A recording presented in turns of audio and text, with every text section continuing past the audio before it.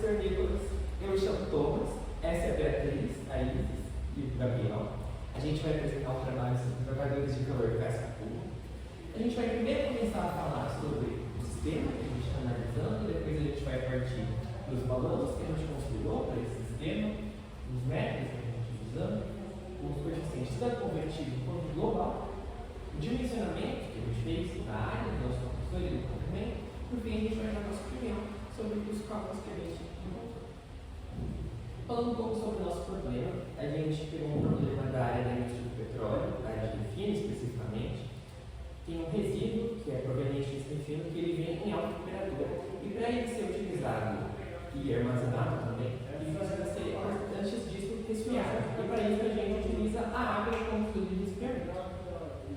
Para a geometria do nosso trocador de calor, a gente vai usar um casco tubo, né? Ele é fechado, e, em outras palavras, o fluido, o resíduo do petróleo e a água não vão se misturar. No lado dos tubos, ele entra pelo lado direito, uma das partes do lado do cabeçote, indo pelo lado esquerdo, indo do lado quente, e o lado do casco, ele entra por cima com o fluido quente e ele vai pelo lado direito com o fluido já esfriado. Ele é corrente, obviamente, porque no lado quente ele vai da esquerda para a direita, do lado frio da direita para a esquerda, e tem a parte do coeficiente global que ele vai nos indicar quanto eficaz é o nosso trocador de calor para fazer esse trabalho. Aqui, tem mais ou menos uma foto dele, a gente vai fazer ele com 2 passos de tubo e um casco, e a gente, nos cálculos da troca térmica, vamos considerar tanto a conversão térmica interna e externa dos fluidos, tanto da parte do petróleo quanto da parte da água, condução térmica, que acontece na parede, que ele vai falar um pouco mais, e também a resistência que se dá também na frustração que se dá pelos próprios depósitos da parte menor da água e às vezes do próprio resíduo do petróleo. Oi, eu sou a Beatriz, vou tratar com você, professor, um pouco das hipóteses que a gente assumiu para o nosso problema. Bom, primeiramente, a gente considerou o nosso regime como sendo um regime permanente. O escoamento é plenamente desenvolvido. Além disso, a gente considerou que também não tem nenhuma mudança de estado dentro do nosso sistema e nem nenhuma transformação de energia. Além disso, a gente também considerou o nosso coeficiente global como sendo constante. Bom, seguindo alguns dados do nosso problema, para a gente conseguir iniciar o cálculo, falando primeiro da parte do fluido quente, ele entra a uma temperatura de 142 graus Celsius e sai a uma temperatura de 80 graus Celsius.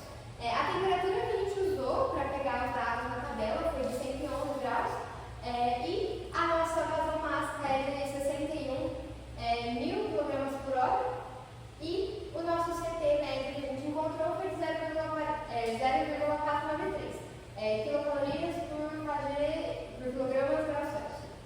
Bom, agora falando do nosso fluido frio, a água ela vai entrar no nosso trocador de calor a uma temperatura de 31 graus Celsius e a temperatura de saída é a que a gente vai calcular no nosso problema. Além disso, a gente estimou uma temperatura de 33,5 graus Celsius para a gente pegar as propriedades na tabela. A vazão máxima da água é de 104 kg por segundo e o CT é de 4.178 joules por quilograma Kelvin. Bom, dando início aos cálculos, a gente vai começar por um balanço de massa e energia para a gente conseguir achar o nosso Q, né, que é a nossa taxa de transferência de calor, e com isso a gente conseguir achar a nossa temperatura do fluido de saída. Como a gente tem todos os dados do nosso fluido quente, é por aí que a gente vai começar. Bom, com isso a gente conseguiu, ao substituir os valores, a gente conseguiu achar um Q de 2.183 kW, que é a quantidade de calor que o fluido frio vai precisar retirar do nosso fluido quente, e com isso a gente conseguiu substituir na fórmula para achar a nossa temperatura de saída do fluido frio e achou uma temperatura de saída de 36 graus Celsius. Bom, depois, com tudo isso em mãos, a gente consegue aplicar um método que é o método das diferenças logarítmicas das temperaturas, porque a gente tem 4 temperaturas, o que se torna suficiente para a gente aplicar esse método. A gente escolheu não aplicar o método da efetividade de Nusselt justamente por já ter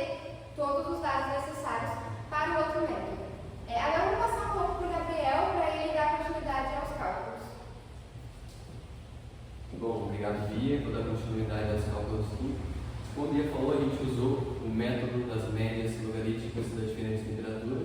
Então a gente calculou aqui o delta TML de aproximadamente 74 graus e também usou aqui o gráfico para poder achar o fator de correção, que seria o fator F de aproximadamente 0,98, sendo que esse valor é utilizado para corrigir a taxa de transferência de calor do nosso processo.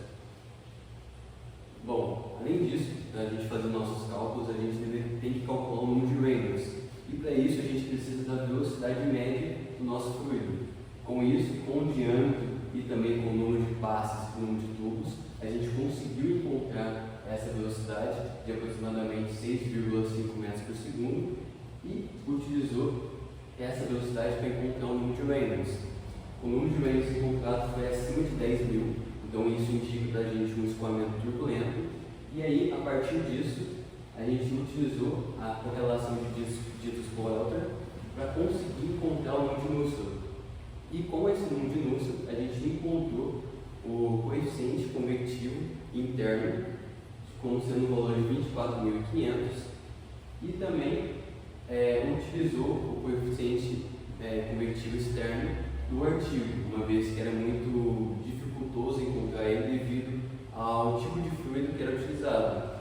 Então a gente utilizou esse valor do artigo para conseguir encontrar o coeficiente global de transferência de calor, que eu vou falar no próximo slide aqui. Então, com esses valores, então com essas dimensões e os coeficientes, a gente consegue encontrar o coeficiente global com o método das resistências. Então a gente consegue encontrar ele e a gente encontrou ele como sendo um valor de 274, sendo que esse valor vai ser usado posteriormente para encontrar a taxa de transferência de calor, no qual a Isis vai falar um pouco mais para vocês nos próximos slides. Oi, gente, dando continuidade aqui, como o Nato falou, a gente acabou de achar o coeficiente global, né? E através dele a gente vai achar a nossa área pela equação global do trocador. Então, a gente já tinha todos os resultados, era só questão de substituir na fórmula e achar a nossa área. A nossa área deu aproximadamente 110 metros quadrados. Depois a gente utilizou o valor correto, certinho dela, para fazer todas as análises. E aqui a gente decidiu fazer um gráfico da área pelo coeficiente global. Por quê? A gente pode perceber que conforme o coeficiente global aumenta, a área diminui. Então, ele acaba diminuindo por concentração, né, ou baixa convecção, e a área vai aumentar.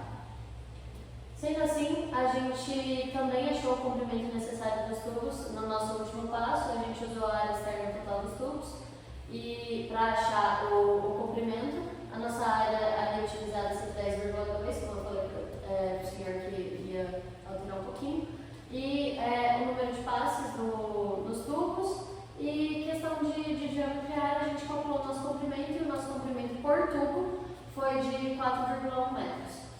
Aqui a gente colocou uma interpretação, que é o comprimento estimado de cada tubo na prática. A gente escolhe um comprimento comercial, né, e verifica a área e a capacidade se realmente vai ser viável. E um exemplo que, se fosse escolhido um comprimento comercial de 4,88, a área aumenta e o trocador de calor ganha uma margem térmica. Agora, aqui são mais os resultados que já foram falados anteriormente, né? Tanto a Bia comentou lá no início os valores que a gente ia utilizar para realizar os cálculos. Eu e o Renato, a gente acabou de falar os últimos resultados, então os resultados encontrados todos num slide só e a análise crítica dos resultados. Qual que é a nossa discussão? O que a gente pode chegar aqui através de tudo isso? Os nossos resultados mostraram que tem uma maior resistência associada ao lado do casco, né, onde escoa o resíduo pesado, que o Thomas comentou lá no início. A água nos tubos está em escoamento turbulento, porque está no Reynolds acima de 10.000. E a área calculada ela é sensível ao valor de U, como eu falei anteriormente. A gente usou as limitações, que a Bia citou algumas no começo. O coeficiente global ele foi tratado como uniforme. O lado do casco a gente utilizou correlação. E a gente também tem as influências de todos os parâmetros, né? Uma maior vazão de água aumenta a remoção de calor, mas em compensação eleva a perda de carga, então tem que dar uma observada até quando seria viável. A incrustação reduz o coeficiente global e exige uma maior área, e a viscosidade do resíduo prejudica a convecção no casco. E geometria, número de passas, tudo isso altera o coeficiente convectivo e a diferença de perda de carga. Aqui a nossa conclusão, a análise mostrou que o nosso trocador é adequado para o resfriamento do resíduo de destilação e que a gente teve um bom desempenho, mas que esse desempenho não depende apenas das temperaturas, e sim da geometria, da convecção, da incrustação e da viscosidade dos fluidos. Mas o trocador de calor está aprovado, ele é útil. E as nossas fontes consultadas, que são as nossas referências, que foram basicamente o nosso artigo e as fontes do professor que ele foi disponibilizado para a gente. É isso, muito obrigada.